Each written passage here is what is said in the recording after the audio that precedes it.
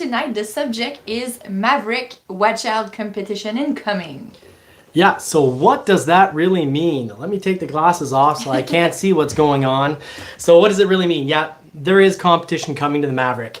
So you're gonna wanna watch the very end of this show because all that important, what we could call housekeeping, for us, Ford Orders, we're gonna do that at the end of the show. We're gonna start really general, talking about the whole automobile industry, and then referring it to Ford. So we are gonna be talking about, well, things that compete with the Maverick that may or may not come to fruition. And then we're going to be cutting it all the way to the important notes, like what's getting built at Ford in regards to the Bronco, the Maverick. What can you add to your order? What can you remove from your order to help things move along? And we'll also be covering what's getting scheduled this week. So who's getting built?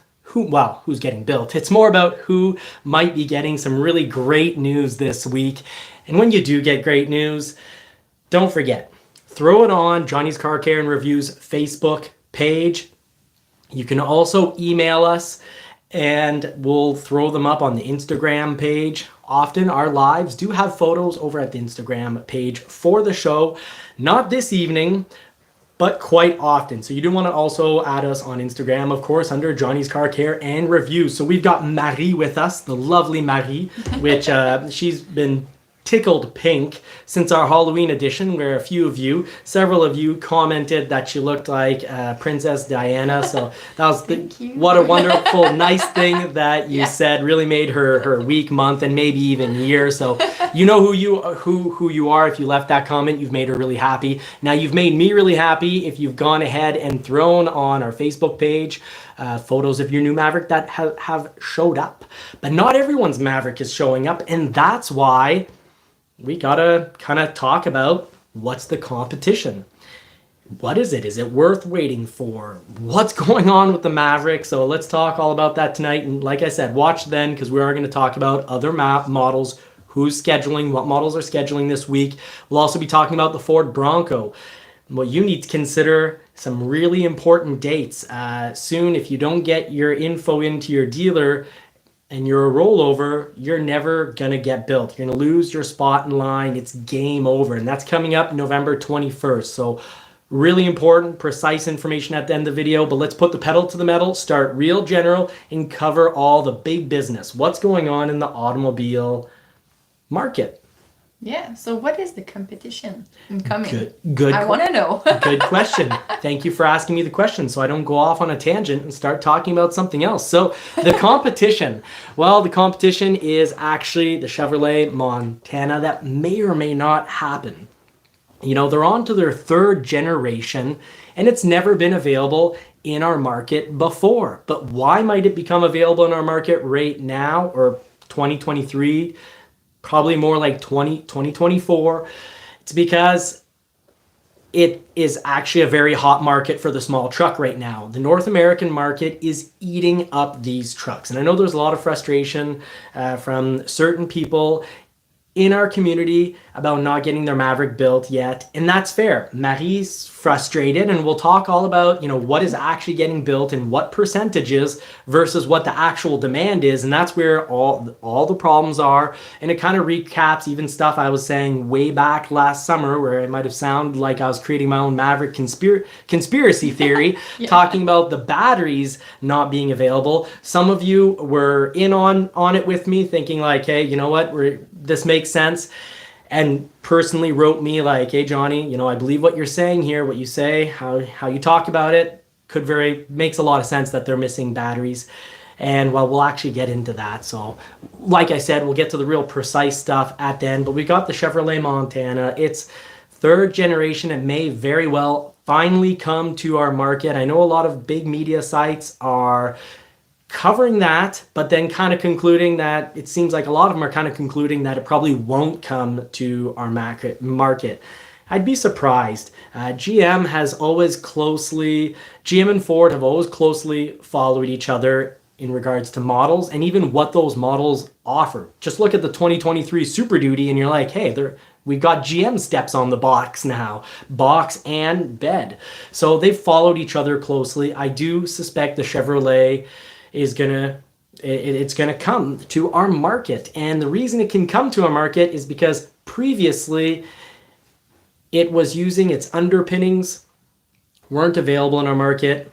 Probably would have cost a lot of money getting its underpinnings up to North American standards. And also there was no proof that that was really wanted in our market. If you go back, 5 years and you look at the Honda Ridgeline, well, for many, many years, the Honda Ridgeline, they were selling about 70 to 90,000 units per year in North America. So not something to really grab a whole lot of attention, and they're kind of the only one.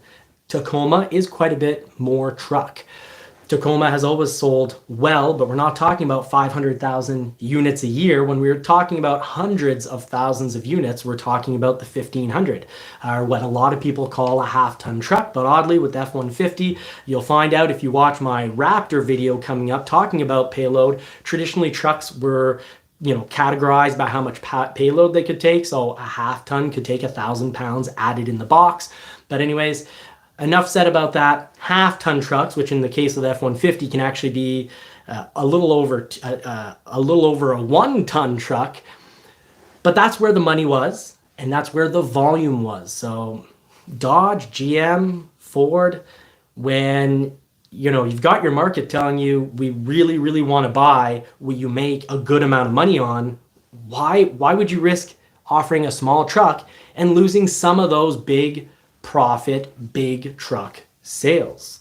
Now, the thing is, yes, Ford does lose. I can personally attest to this. Ford loses a few F-150 sales to people who just say, hey, the Maverick, very reasonable people who've thought it out and say, Maverick's going to work for me, probably always. And if ever I need a bigger truck, I can rent one for a day if one day I need that bigger truck.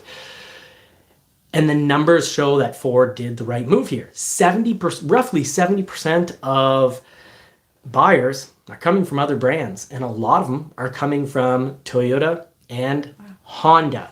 So that's where I probably should talk about. That's surprising. Yeah, you used to work at Toyota, so that's probably where I should actually talk a little bit about Toyota. I just want to get my photos here. Yeah. We will talk about the Toyota. What are their chances of bringing something to the market? But we are going to talk about this Chevrolet Montana. The reason there's quite a bit of chance it comes to our market is because the new model is going to be based on the underpinnings, the Chevy Blazer. Kind of like with Ford, the Maverick, its underpinnings, the platform, is off the Escape we never got for you. Because we got tired of waiting. And what did we do?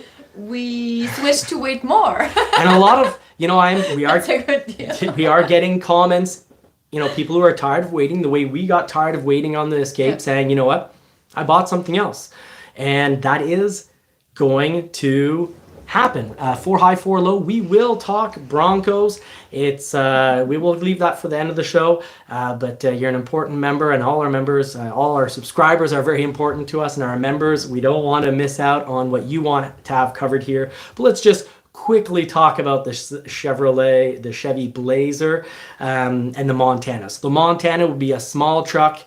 Because it has the underpinnings of the Blazer, well, there's no longer a financial risk. The previous financial risk was GM investing a ton of money, coming out with a small truck, losing some of their 1,500 truck sales, and getting what out of it? Maybe not a whole lot of fanfare. Well, the Maverick proves that there is wild fanfare. And yes, a lot of us are tired waiting for our Mavericks, but do recall, basically selling twice as much as the Santa Cruz. So the popularity is incredible. And really, Ford went out on a big limb bringing this to market. It could have gone badly, but they've got the right truck at the right time. And if we compare it to the current competition, it's really fantastic. It's fantastic price-wise, and it's just fantastic.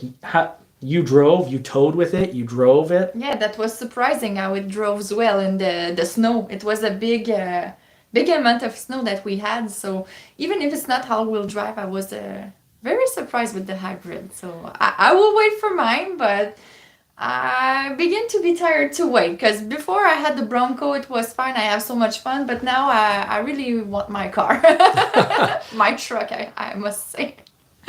And I'd be okay not having 3 vehicles on payment. So here's the thing: the Chevy Blazer. The Montana. It looks just like a Blazer. Sorry, we should cover my face, not cover the nice looking face on the channel here. But go to GM Authority, read the story, and the photos that we're not supposed to see, really probably planned, teased photos. It's taking a lot of styling cues from the Blazer. So the Montana before didn't have its own platform. It was a platform really made for the South American market, the European market. It was a smaller platform, and it would cost a lot to have its own platform in North America. But now that they can just take the Blazer platform, because Ford proved that you can still sell a ton of trucks, even if you take an SUV platform, the platform from the Bronco Sport, the Escape, as well as the Lincoln Corsair. So Ford took the risk. GM, I think, are going to benefit. So I'm going to buck the trend. Most major journals are saying, you know what, we probably won't get this, but it'd be really cool. I'm going to say we probably will get it. I still wouldn't cancel my Maverick order because when these come out, it's going to be first come, first serve. And we're going to talk about the general overall market because interestingly enough, I put this video out saying I was going to do this live on this subject last night at midnight, and it just worked out so incredibly well because Zach and Ray from YAA Automotive, but they've got their own little secondary channel that's called Zach and Ray, or Ray and Zach. And anyways, I happened to just follow them today, and they're talking all about how Ford might be in trouble based on the upcoming market. So we're going to talk about the overall upcoming automobile market. Are we going to get big discounts on vehicles? Are we going to have a whole lot of selection? Well, I'll get into that right after talking about the Toyota, because I actually have on the field experience and on the field observations. So I've got a lot to say on that right there. So we'll see how the Montana actually turns out, because if they throw on a puny little 130 horsepower motor, I don't know how popular it's going to be. But then again, it's on the Blazer's underpinning, so they could just throw in for the North American market some Blazer engines. Now, the other area where Ford has to worry about is from Toyota.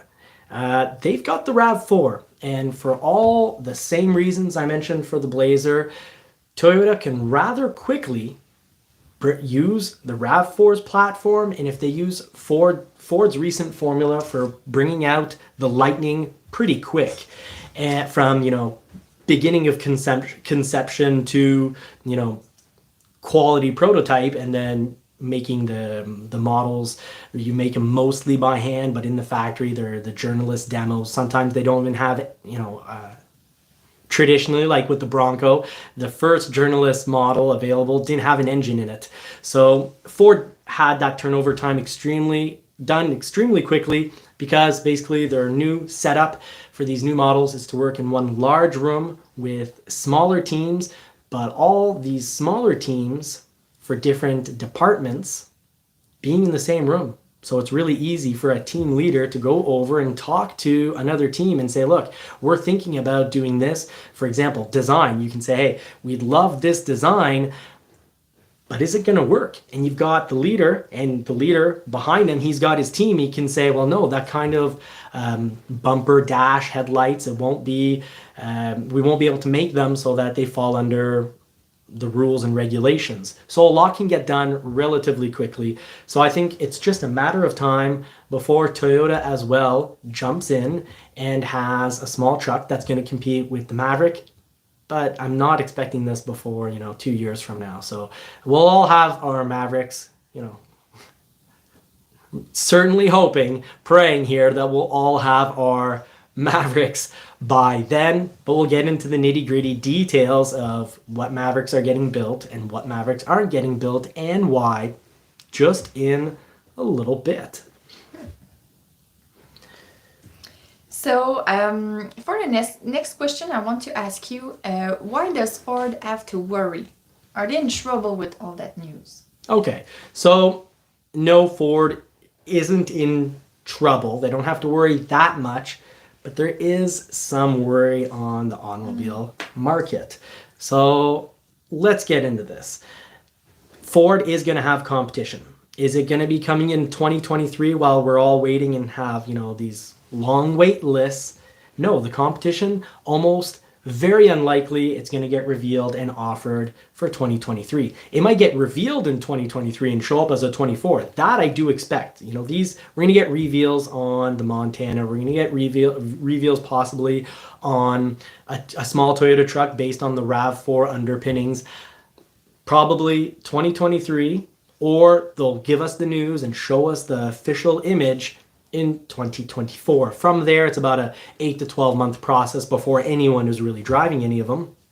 If we go based on, general time speeds of getting things out there. But Ford eventually will kind of have to worry, but really the big thing that a lot of specialists are saying we need to worry about, or manufacturers need to worry about, would be very good for us. It's actually about inventory. So I was watching Zach and Ray, and they particularly pointed out, they said Ford is particularly in trouble. Now, here's the thing. That's because Toyota has about 144 units of inventory versus Ford's roughly 350, basically a little more than double the inventory. So Toyota has about 20 or 21 days of inventory.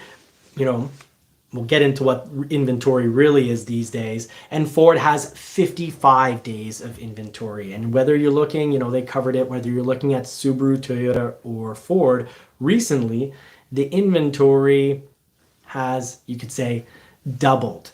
So what is this inventory? And I'm on the field, so I can tell you exactly what it is from experience. It's almost all customer reservations. Mm-hmm. And really the fact that it's doubled, I wouldn't say Ford is in all sorts of trouble. I'd say if they've doubled their inventory, it's because they're producing more. Things are, in certain regards, better than they were. Now, inventory, really just to say what it is, as soon as a vehicle, a unit gets built at the factory and is ready to be shipped, it counts as inventory, whether it's going to be available for sale or a customer order. So it's not a real full inventory. Right now at Ford, what I'm seeing is about 85 to 90%, if not more at certain dealers, are customer orders. What you're often seeing in the yards that are starting to fill up a little are customer orders. Now, I'm not going to say there's no inventory, which literally was the case 6 months ago. There is a little bit of inventory. And this is where Zach and Ray, or Ray and Zach, if you want to check out their channel, it's great.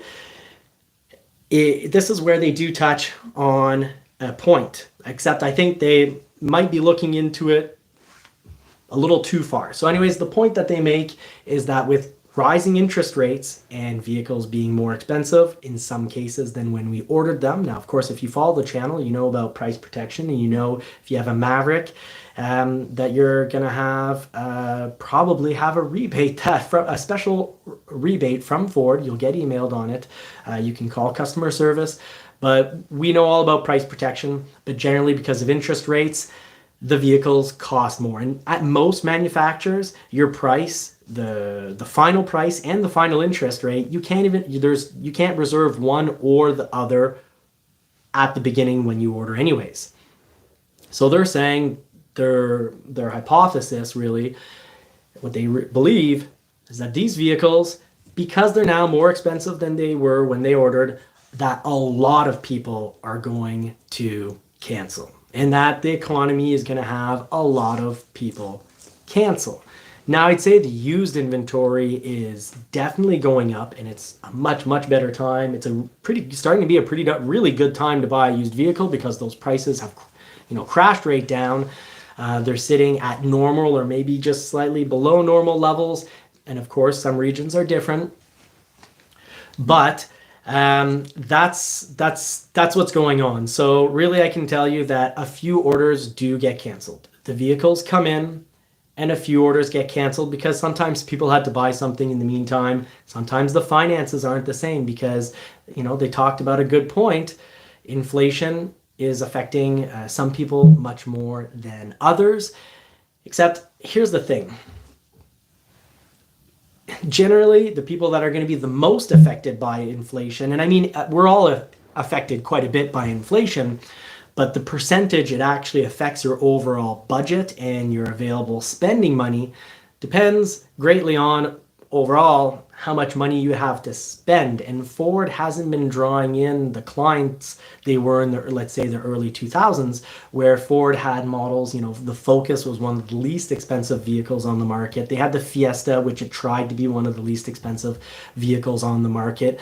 That'll draw in people that a change in groceries, if in their grocery bill, if the cost of living at the end of the month is $200 more, it's going to affect them more than, let's say, a family that has more income coming in. So Ford's not going to lose. Watching their show, I kind of got the impression they're kind of saying like the yards aren't going to be the way they were in 2018, but they're really going to fill up. I'd say from what I'm seeing right now from those customer orders, you might lose 10, 15% for what's going on now. That could increase if, the economy gets much, much worse. But right now it's about 10 or 15%. And Ford can produce about 30% less vehicles. Now, they also mentioned in their show, and it's worth mentioning, that a lot of this comes in the automobile news that gets given out to dealerships. But Honda is saying that the worst of the microchip shortage is over. And I'm glad Honda said it, because now I don't sound like I'm crazy. Because just recently I was saying, when Ford announced that the Mach-E, they had announced that 2023 Mach-E Selects would no longer have the comfort package. So basically before tech and comfort came together as one package, they said, we're removing the comfort element from it. So no heated seats, no heated mirrors, no heated steering wheel, which means pretty much everyone in the north was like, everything that was cool needed was removed. Kind of maybe where we've become pampered, but a lot of what is needed, that was a big risk on Ford's part, and they wouldn't risk losing all sorts of customers if it wasn't for a very good reason. But now they're basically saying they won't build select models until March, but in March they're going to have all that. So that did let me know that, hey, the microchip shortage at Ford shouldn't be much of an issue come March of 2023. So good news for us who've ordered complicated Fords, whether it's a Bronco, in the future, if you want a Luxe package, that's going to be much less of an issue, or not much of an issue at all. We can see it already right now. I'm happy to hear that. You know what? When I get to my little photo that I've got little notes and photos a little bit everywhere. But soon, honey, I'm going to tell you some great news about your Luxe package. Some pretty darn good news. I want one with my VIN number. Yeah, fair. That you've got me there, and that's fair. Okay, so we're not quite into the final nitty gritty. Just before jumping in, have you seen any questions that have gone across the screen before we get into the official final stuff? Anything really important to cover? One from Tom. Any news about the hybrid Maverick all-wheel drive or stuff like that? Or news about the Bronco Sport? Could be hybrid or all of that. Fantastic question. Thank you very much for asking it. That is a great question. I'd say right now, Ford's focused on getting our Mavericks built and not adding even more demand. The demand now is already too much. So they sold out for you wonderful Americans that are watching. You guys sold it out for your share of Mavericks in, what was it, 4 days? Congratulations. You guys love the Maverick. Even though we get a lot of snow, we get basically snow for, 4 months of the year, and it's cold for 6 months of the year. But we get a ton of snow. And we love the Maverick, the hybrid Maverick. The front wheel drive goes really, really quite well because of the intelligent front wheel drive. So even when we were towing, which I've now calculated, my four-wheeler, I guess, is more about 800 pounds. And the trailer is I believe 600 or 700 pounds. So we'll say roughly 1,500 pounds. It did a great job of it. So we are going to talk about those, the Maverick. Solid, good news. But I think you have another question for me. Yeah, from Nick North. Any news on Bronco order banks? Yes. You're stealing the show, my friend, and that's good. I love it when people, this is great. When your questions actually are what I have planned in the show, the subject matter, it lets me know that as a community, we're all in this together. We're interested by the same things. So I think we're going to jump into that just about now, basically, to really wrap up what's going on in the market. Everyone's production for manufacturers it's cut by about 30%. Ford's even having trouble getting badges for their F-150. So things are, subwoofers on advanced sound system packages for the Corsair and the Aviator. Things are serious. Less so for microchips, and even less so as time continues, as we move forward towards, this winter and spring, end of winter, I should say. Microchips are going a whole lot better, but constraints are still very, very, very serious. So if Ford's making 30% more and the recession hits us a little harder and people are buying 30% less, well, that means inventories are going to stay about where they are. And right now, let's say theoretically, locally, we would normally have, let's just throw out a rough number here. Let's say we'd have about 170 new vehicles. Well, right now we have about, I'd say about a third to a quarter as much inventory as we normally would. And that's inventory that's actually for sale, because Ford is able to send, so this is getting into Bronco talk, Ford's actually able to send units that don't have constrained items on them. So they're obviously trying to build up our Broncos, our Mavericks, but soon we're probably going to start seeing some EcoBoost Mavericks for sale that were never ordered by a customer because Ford had to keep that factory moving, running, people working, so they don't get a job somewhere else. You got to keep them working. You can't tell them to go home for a little while until we can build Marie's Maverick and people who've picked a complicated build. So that's what's going on right there. The market, the whole automobile market can make about 30% less. So there's room for less demand. There needs to be less demand if we want to see prices, if we want to see basically no longer see dealers asking huge markups. So, Zach and Ray, or Ray and Zach, fantastic. Love how they're always in the data. But they're basically saying we can probably soon start to expect rebates because lots are going to fill up. I don't think lots are really going to fill up to any point where manufacturers are really stressed about unloading inventory. Now, they did mention Dodge, Dodge and Jeep having, $6,000 rebates. Dodge has always had huge rebates, and Dodge throughout all of this has pretty much always had inventory because the demand the demand went down a little with the production, like everyone's production went down, but the demand went down a little as well.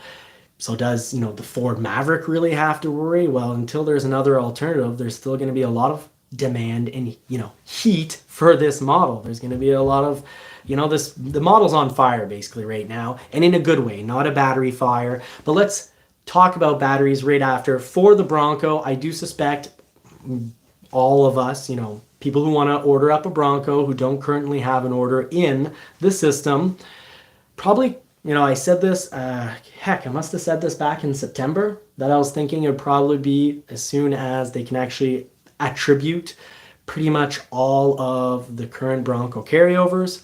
So I was thinking winter. And then when they said there's a deadline, November 21st, I said, well, they should open it up to the rest of us in December or January. Now there's actual talk that is probably going to be, they're thinking February. So I still think we might get it kicked back a little earlier. So I'm still going to say probably January or February this winter, new Bronco orders will be able to be put in now. Really cool. I love how Tim Bartz covered this over at Long MacArthur. He was pointing out that there's a good percentage of Broncos in the system right now that haven't been converted. Well, converted. You need to make sure, if you're a Bronco, fellow Bronco enthusiast the way we are, and you've got one on order, it's not going to get built if you haven't communicated recently with your dealer. Your dealer needs to confirm, and this is important. This isn't just Ford playing around with people. This is Ford making sure they don't send a Bronco, a hot, in-demand Bronco to a dealer and then not have the customer take it, because that frustrates all of us. Anyone who's been waiting, no one wants to see a Maverick that just got a 2020, September 2022 Maverick that's just freshly been ordered as a 2023 with no previous order or reservation that they get built. It bugs us, and I'm going to tell you all why it gets built. It's pretty simple, but it's important to know. Ford doesn't want to send these needlessly to dealerships, especially not the hot models. If you see a Maverick for sale that was never a customer's order and it's an EcoBoost, there's a good reason for that. We've all, hopefully we'll all have a chance to switch to EcoBoost, and Ford will allow that without us losing our place in line. But, hopefully we'll have a chance for that. But basically what's going on with the Bronco is Ford doesn't want to send the Badlands, super hot right now. Huge demand. Wildtrack, huge demand. Everglades, wild demand. They don't want to be sending these to dealerships for nothing. And right now, I think, if I recall from Tim's show last Tuesday, Tim Bartz was saying, I believe, there's a pretty good percentage that haven't been converted, meaning right now they're order 99. And on November 21st, come the 22nd, you're out. So let's just put it all in our heads. Let's remember November 20th to make sure everyone gets there in time. So let's pretend the date is November 21st. Here, technically, it says any orders not updated from a priority code 99 by November 21st will be deleted from the system. You've lost your place in line forever. You start all over when they open back up. So the reason for this is because, first of all, some options have been deleted or changed during the conversion. Therefore, it's, Ford's wording here, it's imperative to review each customer order. Ford doesn't want to send the Bronco after you've waited for your Bronco for maybe a year or two. They don't want to send it in a color you don't like. They don't want to send it with equipment, missing the equipment that for you was necessary. So there have been some changes. Little quick, fast heads up, shadow black painted modular hardtop and the corresponding dual tops option will not be available for 23. Now, I covered this a couple months ago, but I just want to restate it. You're going to need to take that off your order if you're still currently a priority 99 and haven't updated with your dealer recently. Going dual top, meaning the molded in color, the MIC hardtop and soft top, you're probably not helping yourself getting produced. So pick one or the other. You're more likely to get built more quickly and scheduled. If it's a soft top, there's still a bit more demand for a hard top than there actually is capacity, the ability to build it with it, to offer it on the Bronco. So in for a good part, that's half of our Bronco news. The other half, just a quick reminder, if you're picking out new Bronco colors, new things to consider, you've got azure gray, which on the Lightning we would have taken. We think it looks amazing, but costs way too much. I'm cheap, so forget about it. For me, and if you love it and you got money, go for it. Cyber orange and desert sand colors are no longer available. The Haas 3.0. So previously code Z52Z is now standard on the Wildtrack, of course. Covered this all back a few months ago. And dual tops, molded in color hard top, and black soft top. It's available, but if you pick it, you're not helping yourself out. Now, the 2.7 liter, I've been saying this for quite a while that, there is better capacity. I was seeing Broncos show up with 2.7 liters that didn't take a huge amount of time. So I was postulating or hypothesizing based on the data I was getting, not official, but just what I was observing. Broncos were getting built with 2.7 liters. I've been saying it for quite a while. The quickest was 4 months, and it was about not, stacking constraints one on top of the other. Same thing for the Maverick right now. So yeah, if you want a 2.7 liter on your Bronco, it shouldn't cause a problem. Tim also actually covered that more in detail. I don't want to do, I want to keep these shows a little shorter, so I'll let you reference if you really want to get into more detail on that. Check out Tim Bart's Long MacArthur Ford. He also talks about price protection, which is good to know about, and that's also from thebronconation.com. So you can check out, based on your 2022 order, what you can expect as a private offer, a private rebate from Ford. I'm not going to go through them one by one, but basically there's a lot of $2,000 and $3,000 options. So just to get to my notes of the show, make sure I don't miss anything. Now, is there a quick question? Yeah, M. Peugeot was asking if his order, the 2023 Wildtrack 2-door with Luxe package and tow, is a sure thing because of what you said just before. Is it a sure thing or? 2-doors have traditionally been long to build. I wouldn't worry at all about the 2.7. Luxe and tow? Well, the Luxe, if we look over at Maverick, and I've got this weird way of doing things, I look at different constraints at different models to help me try to figure out really what's going on. And when we get to the Maverick numbers in regards to the Luxe package, I'm not so worried. You know, there's talk. Ford actually, Jim Farley, quite a while back, originally said that the microchip issue would really start getting better at the end of this year, and then he passed that on to saying, you know, beginning of 2023. So I don't think Luxe package is going to be much of an issue in that much time. I think come 4 or 5 months from now, we're going to be saying it's going to get revealed, yeah, take the Luxe package. It's not a problem. For now, what's going on immediately, watch Tim Bart's video because he specifically talks about it. But I'm thinking, if you look at things and you figure, you know what, based on where I ordered at my dealer, I'm probably going to get produced in, let's say, 7 months. If you're going to get produced, probably based on where your order is, in 7 or 8 months, and you've got Luxe, I wouldn't worry about Luxe, just like the Maverick Luxe's package. So that's what I've got to say about that in particular. Now for what's getting scheduled.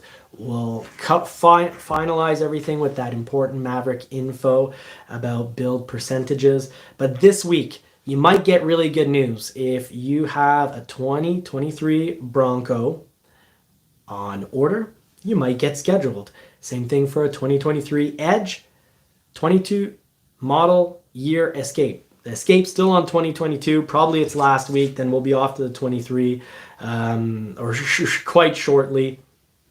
But they're still on 22. The 23 model year Explorer might get scheduled. 23 model year F-150, you might get some really positive, fun news. Transit, 23. Transit Connect van and wagon, also 23 if you're a Lincoln fan. Aviator, 23. Corsair, 23. And Nautilus, 23. That is all. You know, if you have got an order for one of those, you might get fantastic news this week. So I wish you all more cars and more power, but I'm not stopping the show at that. I've got promises to keep. Marie would say after the show, I can't believe you stopped the show there. You said you'd talk about something and then you didn't. I would feel bad, and she'd make me feel even quite a bit worse. Now, constraints are still an issue, and that's why the overall automobile market, yes, I do highly suspect that with interest rates going up, we're going to see less demand. And demand kind of needs to go down because production is down by 30%. So if demand goes down by 30%, it's still not going to be, we're not going to see lots completely, littered with vehicles and $10,000 rebates from on popular models like the Maverick. It's just, I really don't see it as something that's going to happen unless there is a horrific, something much worse than a recession. If we fall into basically what you call, severe recession or a depression, then we might see yards really fill up. Will there be some inventory? Absolutely. You're finally going to get a bit of choice, but on the models that aren't as in demand. So Maverick EcoBoost, Bronco Big Bend, Bronco Black Diamond, Outer Banks. Maybe even get your hands on a Sasquatch, but not a Wildtrack, not a Badlands, and not an Everglades unless it's a canceled order. Just recently I could have picked up 2 Everglades if I was incredibly fast, but there were canceled orders. They're people's names. You can tell on the code. It'll pretty much always be a letter, 2 numbers, and a letter. Those letters are going to correspond to a salesman's first and last name. And, well, often when it's, just inventory, generally then the sheet is always blue, not green. And, well, the code at the bottom of the window sticker is going to be something like, we'll take J for Johnny's, but like J600. So constraints, there's still some. The F-150, you're going to be possibly missing badges. I personally saw a Tremor come in, no badges on the side. You might be missing, your Power Boost, EcoBoost badge.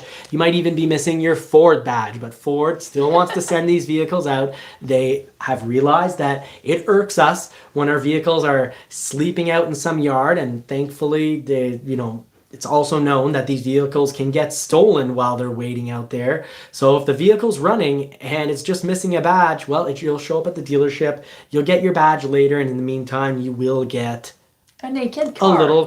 No one's going to be naked, honey. You're gonna get... I said the naked car because it doesn't have the badge on it. Oh, okay. So you're not talking about getting naked in a car when you first get it. You'll have a naked car. I believe that's what some people call breaking in a vehicle. Not for us. Us breaking in a vehicle means I put the pedal to the metal and I whee, and I have a lot of fun going fast. Can't wait to do that on the Lightning. Having a blast with the F-150 Raptor. Now, Super Duties could also be missing badges. I haven't personally seen it. But do remember, November 21st, let's put it in your schedule for, the 19th. Put it in your schedule for tomorrow. Go convert, get your priority code from a 99 to a 10 to a 19 at your dealership saying, I reconfirm what I want, or I want, this changed. I'm taking this color instead. Change your color and do what you want. Now, talking about things that you can do what you want with. I hope it's going to come to the Maverick, because right now, Marie doesn't have the choice to just switch to an EcoBoost. So Marie will lose her place in line if she... for your Maverick.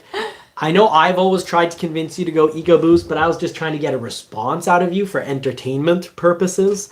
Because if you do change from a hybrid to an EcoBoost, you've changed your trim level. Same thing, and Tim Bartz did a really great job of reminding us this, because him and I both covered this a while back when it was in a bulletin. And I mean like a few months back. But I had completely forgotten. I think we even talked about this, like 6 months ago or more. But I'd forgotten. You can't switch powertrains. That means hybrid, EcoBoost, hybrid. You can't switch trim levels. So an XL to an XLT or an XLT to a Lariat. You can't even downgrade from a Lariat to an XL and say, hey, Ford, I'll make it easy for you. Less microchips. You have to stick to the big parts of your original order. It's also troublesome if you change dealers. So that's the big stuff with the Maverick. So here's the news. If Ford does make it very easy to switch, then if you did switch to an EcoBoost, I am 100% convinced based on the data, you would get billed right off. So I'm going to go find that picture because I lost my pictures here in just a second ago. But here we go. Check the notes. Really sorry for the little delay. Now, is there a question that you'd like to answer while I look for this? Yeah. Maybe you will know that. Nick North was asking, because we were talking about stickers just before. So what color stickers will I have since I ordered an Explorer ST? Will it be green or red? Do you know it? It's going to be... Oh, that is a good question. Oh, gosh. I'm gonna put my money on this. I've had a few STs come in. I've seen a few STs, but the last ones that came in actually came in as inventory, so they were obviously red. I'm gonna say the ST is just gonna stick to it and be red. I wish I had a guaranteed answer. From memory, it's gonna be red, but I don't have any photos on my device in front of me right now. But that's a good question. I'm almost positive it's going to be red, but I don't have any data to support that. I only have my memory. So I'm sorry about that. That was a good one. That was a really good one. You stumped me there. So there have been various comments in the group here. People writing in saying, hey, you know what? I'm going to cancel my order. And then, some people respond to this news, it was really cool. Da Bomb Diggity 88 wrote in just an interesting update, thought I'd share. Pretty sure I got scheduled for week 1 of 2023 Maverick builds, December 5th. EcoBoost, Lariat, new blue color, BAP, Tech Package 360, and I'm not a holdover from 22. So that's because microchips are less of an issue. So even though you have Copilot 360, the main thing is the hybrid, not enough batteries. So I said this early, either late, it would have been early, sometime in September of 2021.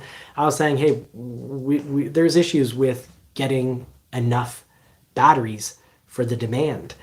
So I know a lot of people are finding out from, Maverick Truck Club, different sources, that people who've just ordered their 23 are getting scheduled, and it's causing them to say, that's it, I'm done, I'm out, and I'm buying something else.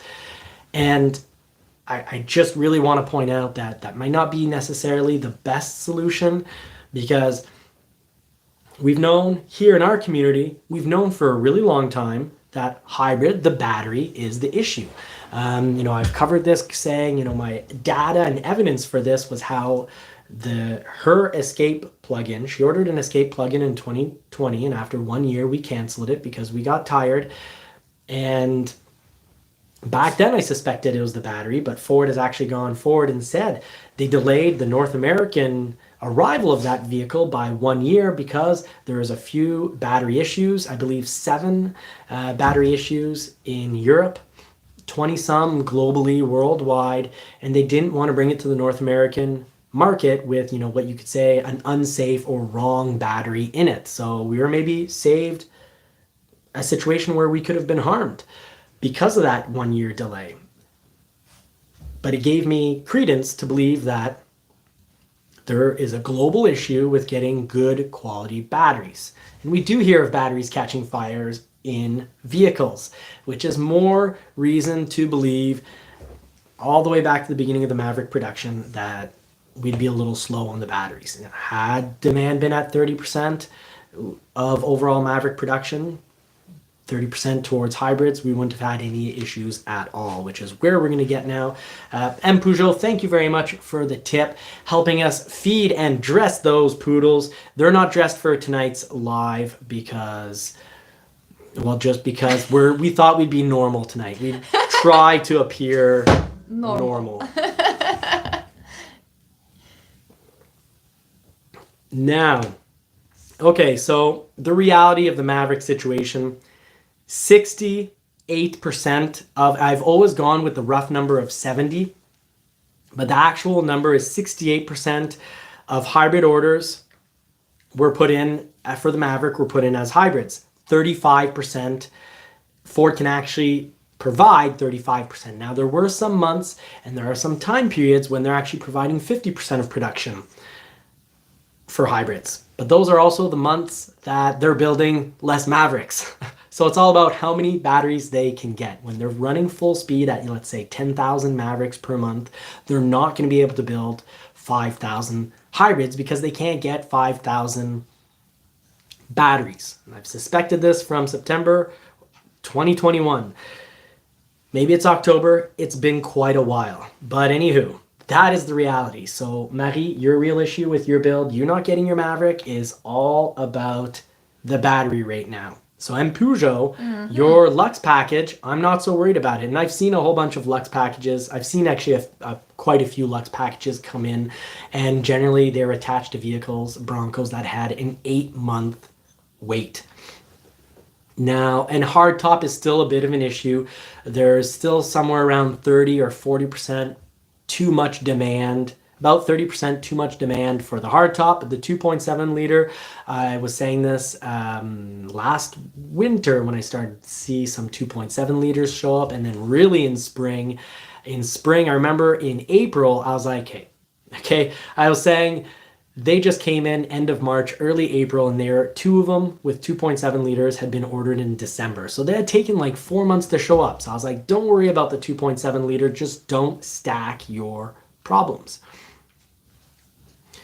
I was gonna make a wife joke, but you could also say, you know, that's why don't have more than one wife or don't have more than one husband, because you're just gonna be stacking your problems, and your problems are gonna be creating problems on top of problems. So huge problem with the Maverick is the battery.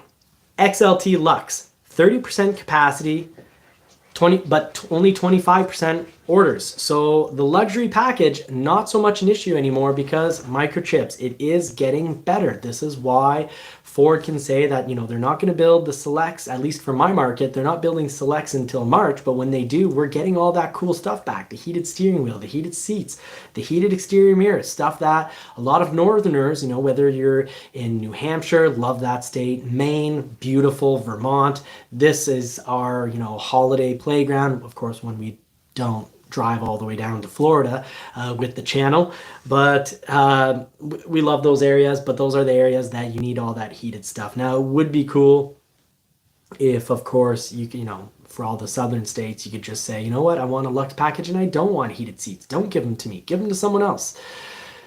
And Peugeot steering rack, 4 Haas 3.0 is not a constraint. Fantastic. Thank you very much, M. Peugeot. I can never have all the answers prepared for every episode, especially when I'm going live. So I really love it when the community, we work together to get what we want, get the knowledge and the intel we need. And of course, the goal of the channel here is more cars and more power, but it's also about buying, you know, wisely and trying to save thousands of dollars. This episode, I guess I've been trying to make the point, don't cancel. Basically, if your Bronco comes in or your Maverick comes in, don't cancel it saying, oh no, it's okay, I'm going to wait until there's a $6,000 rebate because, you know, I think there's going to be a slew of these sitting around in the yard. I really don't think there's going to be a $6,000 rebate because I don't suspect there to be a slew of them in the yard unless production can be increased by 30%. Because yes, demand is going to go down, but supply, the ability to build them, has been down now for 2 years, and even if no one bought anything for 3 months, it would take about 3 months to fill the yards back up. So car lots, literally, you know, I was trying to do the exact math, and you're gonna have to just trust me on this, but it takes roughly 3 months to go from current levels to a full, at minimum 2 months, and that would be if nobody buys whatsoever, and that's not gonna happen. So if, you know, you can do the math. If people buy at 30% above zero, so 70% less than they're currently buying, it's still going to take months to get a full yard, to get these full yards. And only when the yards are completely filled will automakers cut back. But automakers can also choose to make a few less vehicles. You know, in the regards to electric vehicles and hybrid vehicles, if they actually were able to choose to make less, and if they all did it at the same time, well, you might actually see the people selling the batteries reduce the prices on the batteries, and that's a major problem with electric vehicles right now. So finishing up on the Maverick, because I've completely gone off topic. When I'm not wearing my glasses, I'm not supposed to be able to read what's on the screen. So the Tremor, 8% capacity, but 2% orders, and that's when, so that means 2% of people have ordered a Tremor. So a Tremor, shouldn't be a huge weight behind that, unless you've added appearance package, which brought it down to 3%. But even then, the 2% you still pass, and which is too bad. I'm surprised there's not. The Tremor Maverick is awesome. Even the current Ranger, which I'm not a huge fan of, style-wise, you put the tremor package on it, and I'm like, oh, I want to buy it. Like today, thankfully it's sold. I saw this on the lot and I was like, man, I want that Tremor Ranger. Thankfully, I have an F-150 Raptor to help cool my truck purchasing horses. Now, Copilot 360, 60% capacity, but 50% orders, so not a huge issue. Copilot 360 with, and of course this is on the luxury package, that's if you also add the adaptive cruise control, 25% capacity, but 8% orders. So that also passes. So here's the thing. Really, the big thing is stacking. So the big thing that's held back right now are things made of plastic. So your bed liner, your spray-in or your plastic drop-in bed liner, your mud flaps, all those dealer added accessories, add them at the dealer. The factory still isn't getting enough, and there's not much of a price difference. Now the hitch is still an issue because there's 45% capacity, but 65%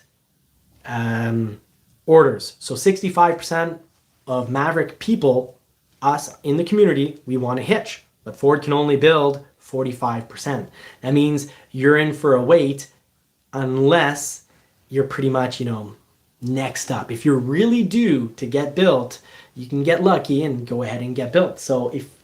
And also I do want to mention your package still has a hitch on it. The luxury package still has a hitch. Oh. But you don't have to worry. Ford, it only makes sense that Ford is going to save the hitches they do have for the people that have packages that require them.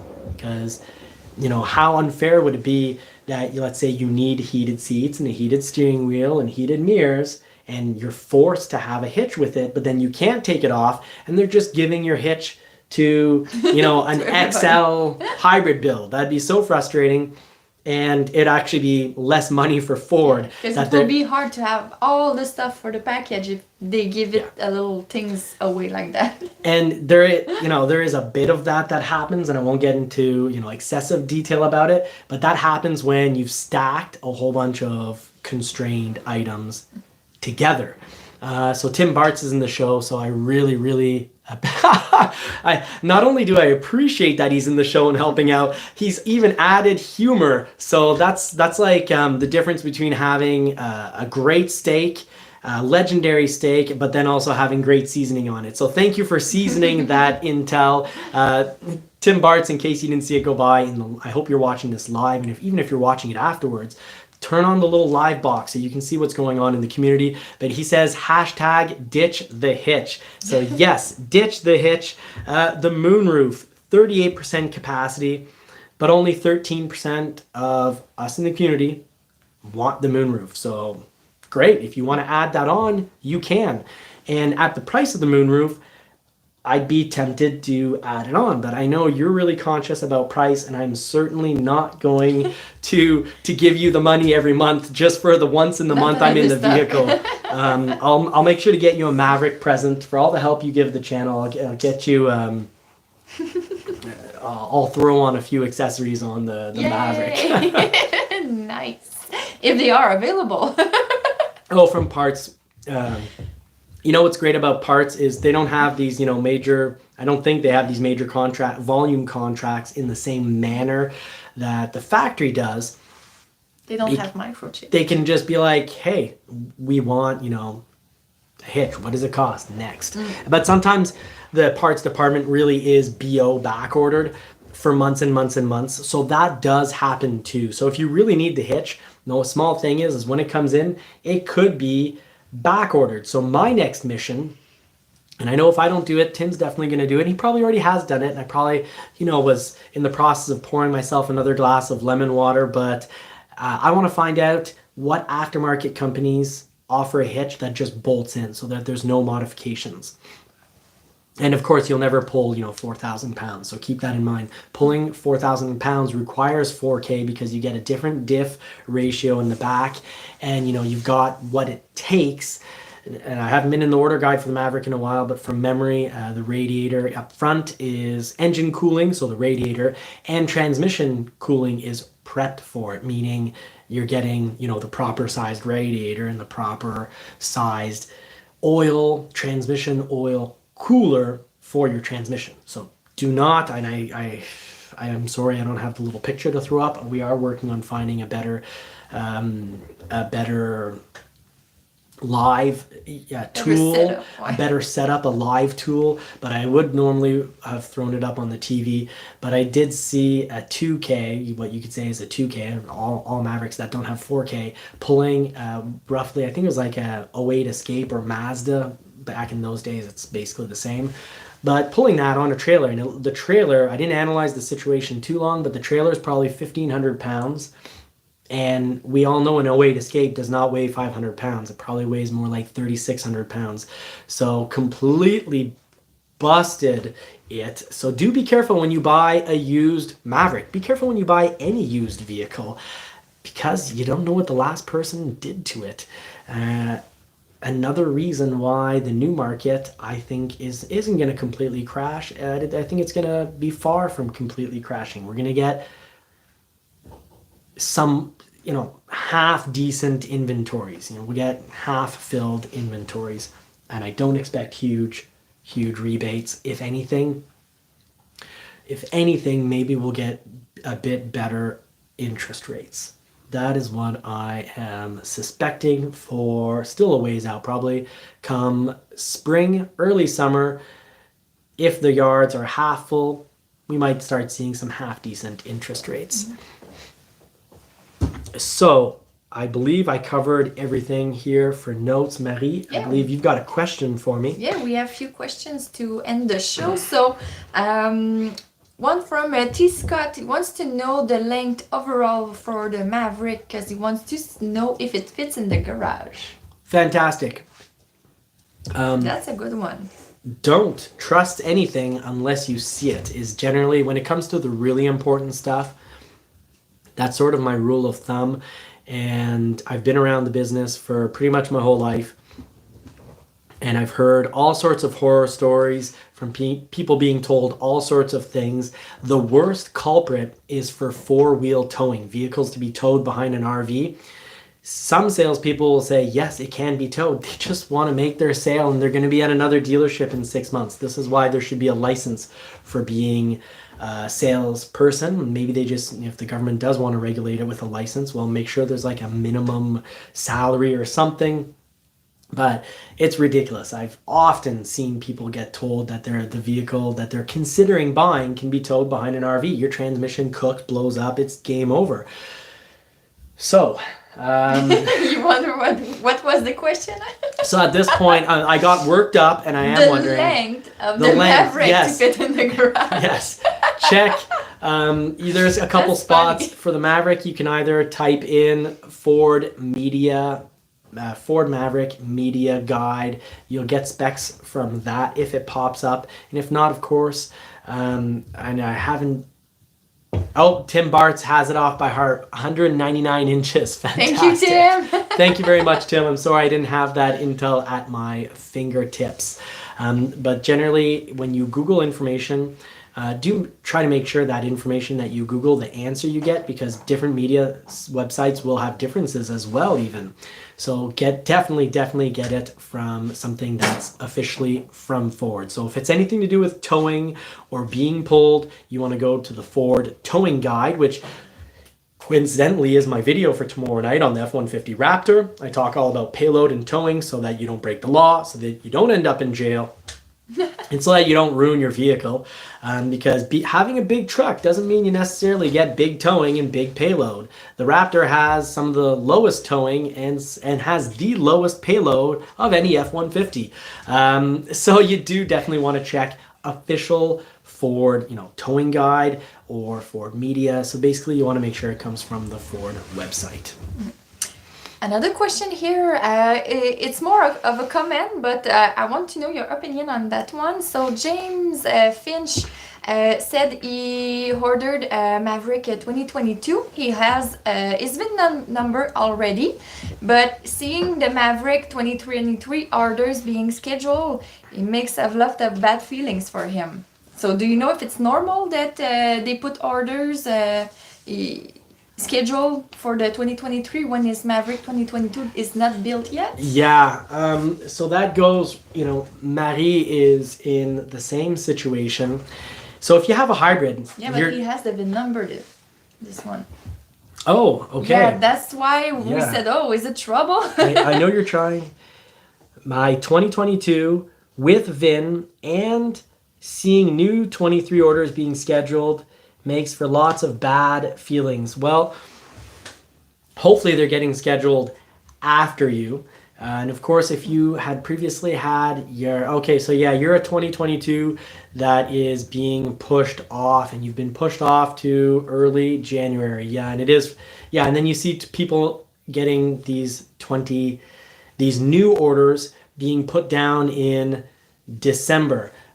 So far from what I've seen, they're all EcoBoost getting put down in December. And did he say that he has an EcoBoost? We don't know that information. I have a strong feeling that you're a hybrid, and then yes, you're going to see brand new 23 EcoBoost get put in December for people who've just thrown their hat into the ring. But as a hybrid person, you got pushed back to January. Well, that's all about the batteries being constrained. There's just not enough batteries. Ford thought they'd get enough batteries. Well, this is speculative on my part, but I'm speculating that when Ford put down those dates, that's because they were almost certainly going to be getting those. They were told you'll get X number of batteries, so they dish out VINs that require the hybrid battery. But then sometimes what happens at the factory is on the date you're supposed to get said part, you get less. And you just get told, I don't know what they get told, but I'm imagining they get told to deal with it, because I have friends that work in other sectors, and even before all this, stuff that's been going on in the last 2 years, you just sometimes would get less of the order than you ordered. But that was more rare back then. Now it's extremely common that, you're supposed to get, let's say, 5,000 units of whatever part, and they show up with 2,000 or 3,000. So that's... Okay, so yeah, James, you're a hybrid. I feel for you, brother. That is, it's frustrating. It's hard to see, but at the end of the day, I can definitely say that this comes down to batteries. This comes down to the supplier. The supplier saying, yeah, we'll be able to get you this many, because of course, Ford's not going to be like, hey, plan on building us whatever you can really safely build us. Take your time. No, Ford's like, hey, we want as many as you can promise us. And then they promise, we're going to send you this many. But then their promises can also follow with excuses. Oh, well, this and this happened, so you're not getting 5,000 batteries, you're getting 2,000. And if that's the case, well, then 3,000 people that should have been built, let's say from November 25th until the cutoff date in December, well, they just get pushed. And they can't just push you to, a week later, because then there's still no batteries. So I'm not going to be surprised at all if, even if right now, let's say you're scheduled January 9th, I wouldn't be surprised if maybe you get it built a week earlier. I also wouldn't be surprised if you get scheduled, 2 or 3 weeks after. And I'm sorry to say that. It's just, I've always suspected that the battery issue is pretty big. Yeah, Tim says it well. He's sure that Ford wanted to get them built. They're scheduling at least a month in advance. Yeah, generally Ford schedules 1 to 2 months in advance. It's not as if, and I know I've gotten a lot of comments over the last, since we've been waiting on Broncos. Why don't they just schedule everyone out at the beginning? And that's because they don't want to have situations like this occur. Imagine if Ford was scheduling 10 months out, your date, how much can change over 10 months? So people would be getting a whole lot more bad news and a whole lot worse news, because when you schedule out someone for the 10th month, so 10 months in advance, if then throughout the year something happens and you get half as many, well, then your 10 month could turn into 20 months. Imagine being told it's going to be in 10 months and it turns out to be 20 months. It'd be, just, we're tired of waiting. We're all a little frustrated. We're all a little impatient. We'd be a lot more impatient if we were promised a 10-month wait and then given a 20-month wait. And that's why, Ford, I applaud them. Their website now, basically any model you go on the website and you click on, basically tells you like, hey, don't expect to get this soon. There's a ton of demand and we're currently not meeting demand. So yeah, you can do a build-in price, but this doesn't mean you're ordering one and you're getting it soon. So I think it's good that they've updated the site in that manner. Perfect. Another question from Jovic Gascon. He said, do you suggest you can switch to an EcoBoost because of what you said of the Maverick Hybrid, that if I switch, I'll go back in the line, but with an EcoBoost, I could be built more before what I'm supposed to be built? Yeah, so... Clever, yeah. Do you think it's a good idea if somebody wants to switch to try to do it? If I was famous, we could say this is my famous answer. But I'm not famous, so this is my not famous answer. Yes and no. No for Marie. So Marie is a July 30th, according to the system. We put it on the 17th. The system, for whatever reason, accepted it the 30th. Maybe the person putting the order didn't put it in immediately. Maybe it slid under their desk. Whatever reason, Ford accepted it July 30th, 2021. So she is unbelievably next in line. She's Marie, you're extremely overdue for your build. But in the past, they'd go to build yours and go, oh, we don't have enough to do the Luxe package. Not so much a problem now. But just the battery. But since you're so unbelievably due, you really should be getting one of those upcoming available batteries. Where's the risk to be pushed in the lineup? But let's say, but if you're, and it depends on your dealer, because Tim Bart's, his dealer has been, they've been Mavericks falling from the sky. He gets so many of them because they do things really, really well over there. And they're a very good dealer to order from. But, ask your dealer, what month are you for, my type of build? So right now... And I guess it always depends on the package and accessories that you took too. So if it's that accessory that make you not built yet, maybe if you switch for an EcoBoost, you will have the same problem. So you need to be careful. Like the hitch. Yeah. Like Tim Bart says, hashtag drop the hitch. But love it. So... here's the thing. If your dealer tells you, hey, you know what your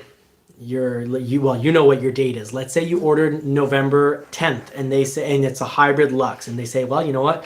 We're just starting to give out dates for the hybrid Luxes for mid-August. Well, you're a ways away. So then, maybe just switch it up. But what I would actually do, I'd be really tempted to do, is keep my order as it is, because the Maverick is incredible, unless you're like really on the fence and you love the EcoBoost.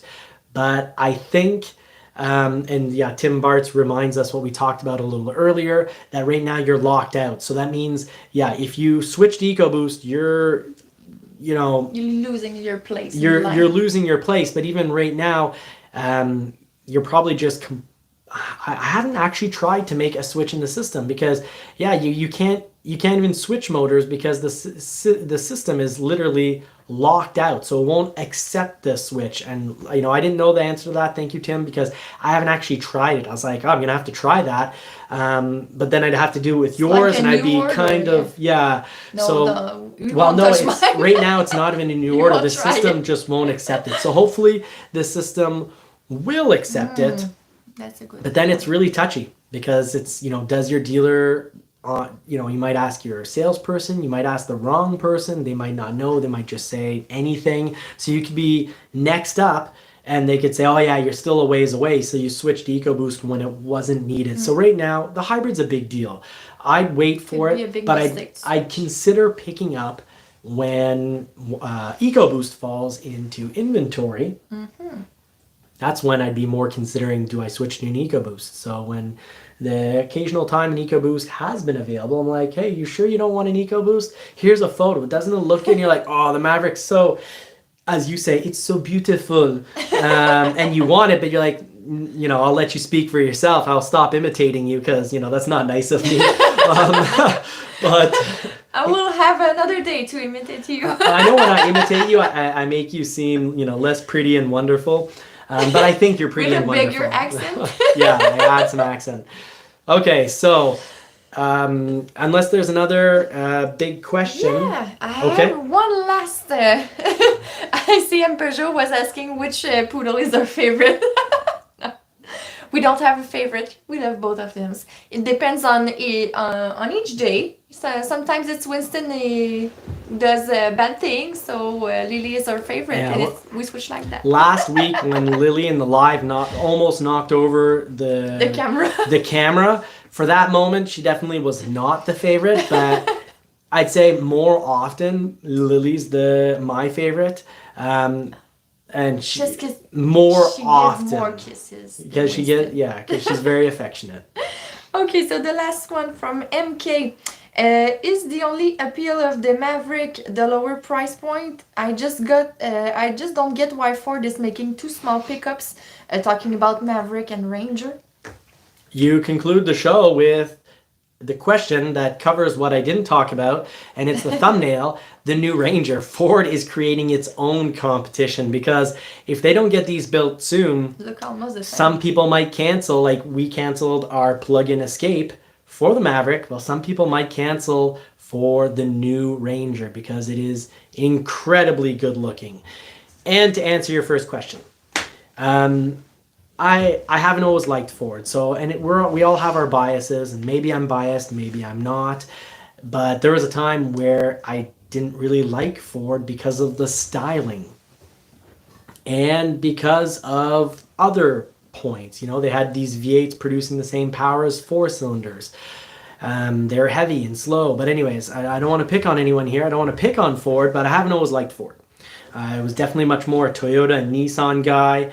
And I'm a Ford guy now because, you know, I can't picture a better truck than my Raptor. Comment if I'm wrong when I put out my next Raptor video.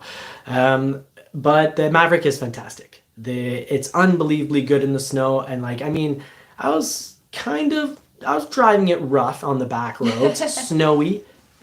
Compact snow is not as slippery as ice, but it's slippery. And I was just blowing down the back roads, and with a front wheel drive hybrid. And when I was driving and not being all that nice, the fuel economy was decent. And when Marie was driving, Marie's like, oh, and I was like, honey, you can't tell people your fuel economy on the show. You're going to give them the wrong impression. You drive too slow. Well, she went on the back roads and she went down for quite a ways. And then she was like, oh, look at this. And I was like, yeah, but we've done more downhill than uphill. Yeah. But even after, when we had gone back up the hill, done a whole bunch of town, the fuel economy was absolutely incredible. People are reporting 40 to 50 miles per gallon. And I can tell you, doing some really quick guesstimations in my head, the score she got was 50, 51, 52 miles per gallon. Incredible. The handling, the cornering, really good. The turning radius, fantastic. One thing I don't like about my Raptor is the turning radius is not great when you've had a Bronco, and it's bad when you've driven a Maverick. Heck, the Maverick makes me wonder, why did I buy a Raptor? And I'm like, oh yeah, the Raptor is unbelievably cool. It's fast. It puts everything into question, because it's a truck that gets everything done quite well and doesn't cost much. Whereas I've got a few little hicks with the Santa Cruz. I did a review and then originally took it off the internet because I was like, oh, that was a little too negative. I picked on some points that might not bother a lot of people. But when I was in the back, basically, I felt like I was in a cave. I felt like the window was at almost my eye line. There wasn't very much window in the back. I liked the interior generally, but the big touchscreen, all sorts of fingerprints on it, really, a lot of it is black and shiny, and that's just, horrible for little greasy fingers that I have. She often calls me butter fingers. So I was like, maybe that's just my issue. The box I felt was, it's just a little bit smaller than Maverick, which I could maybe live with, but then they put in this roll-up cover that, the Santa Cruz fans are like, oh, it comes with this Maverick cover, no vehicle comes with anything for free. It's in the darn price. So you've got this cover that, you know, you're buying this truck for a good amount more than the Maverick, and you've got this cover that you have to take because you can't get it for cheaper without it, and it ruins your space in the box. And how they calculate it, they don't calculate it up to that box. They calculate it because they leave like a little 2 inches or whatever underneath it to be like, haha, our box is this long. No, your box loses space because of a box. So too many little things that bugged me. And I prefer the styling of the Maverick, and that's just personal. So for that review on the Santa Cruz, because I really like the styling of the Maverick, and the Santa Cruz, I found it really interesting. I think it was really well done on Hyundai's part, but it's not my cup of tea, and I was worried that I was too biased. Yeah. So after maybe 10 hours of work into that video, I was like, nope, taking it off the internet. I don't want to put out stuff that I can't, you know, say that this is a fair assessment. Yeah.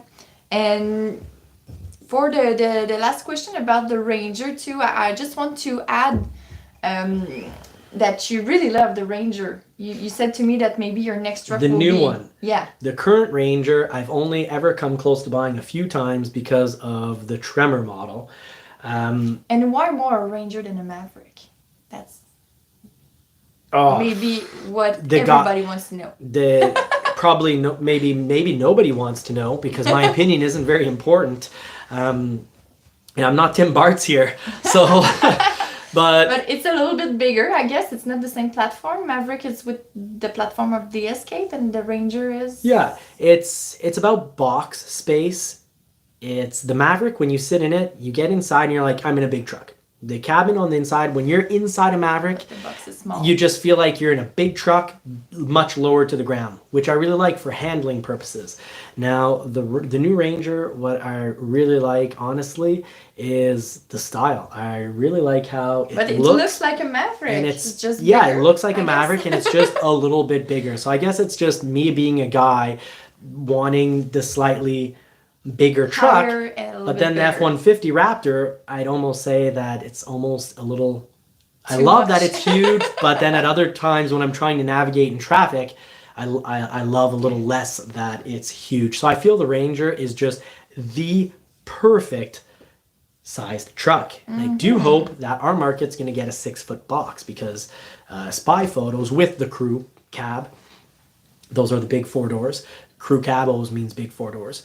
I think they used to call them king cabs, if I recall. But then we also had king cans in those days. But anywho, those were different times. So we now call it the Super Crew, and I do hope it comes with a 6-foot box, because I think that's going to serve a lot of people. Because I think the ideal, my 5.5-foot box on the Raptor, there are going to be situations I was like, I'm still going to use my trailer for the 4-wheeler. But with a 6-foot box, I just drive it in there.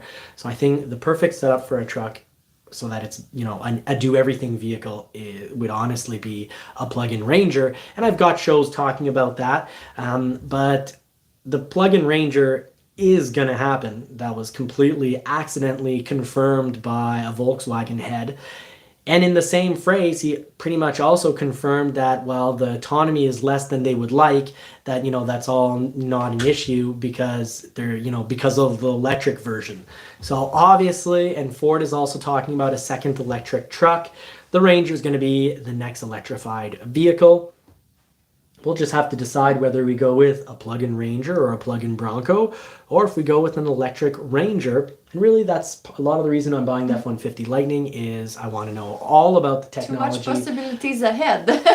Too many possibilities ahead. I got to try it all. So I wish you all, on that note, I wish you all more cars and more power. Hope you get your vehicle real soon. Hope this information was really helpful. And wish you all a fantastic week. Take care. Yeah. Thank you for being in, the members and the subscribers. You all seem to make it out to the live. So really appreciate it. I know you can't see the dog because the dog is just, you know, pitched completely dark. But thanks for helping to dress and feed those poodles with your subscriptions. And also make sure that you don't miss out on any of the really important Ford news. You get your Ford news, you get your, you know, how to save thousands on your Ford vehicles. So that's what I'm here for. Now I'm going to cut out because soon, I believe All Terrain Nation, David over at All Terrain Nation and Kelly, they always have a really good entertaining show. Love hanging out with them. So probably see you all over there. He's got Bronco Talk tonight. Tim Bartz, thank you so much. We all owe you a tip. So thank you for helping us you know, with the question. thank you for helping us. We owe you a tip, and the whole Maverick community owes you a tip. Your information is the most precise information, and I'll finish actually the show with an apology because last week I made a mistake, and I had this in my notes, but I realized my notes are no longer accessible.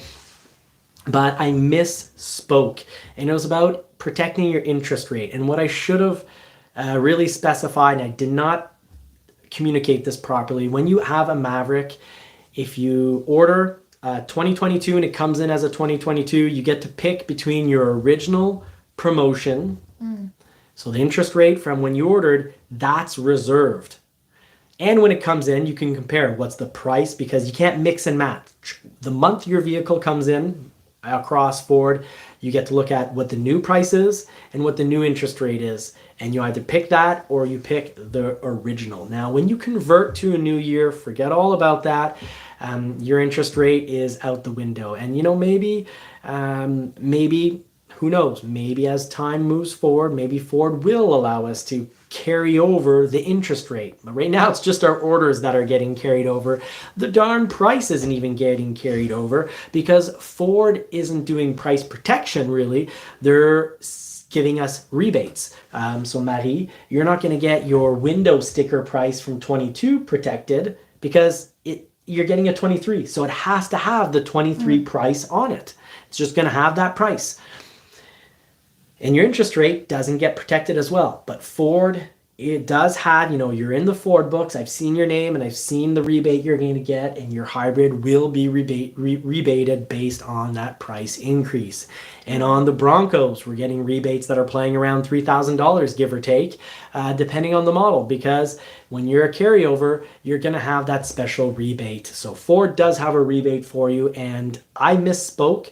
I didn't realize this as I spoke, but I was just basically speaking in a way that implied that interest rate always follows, and it follows within the year, within the model year, but it doesn't follow into a new model year. So I'm sorry for that, the community. I do get, Marie knows extremely well that I'm not perfect, but I am certainly able to apologize. So sorry to all of you for that. Wish you all a great week. More cars and more power. Take care. Bye-bye.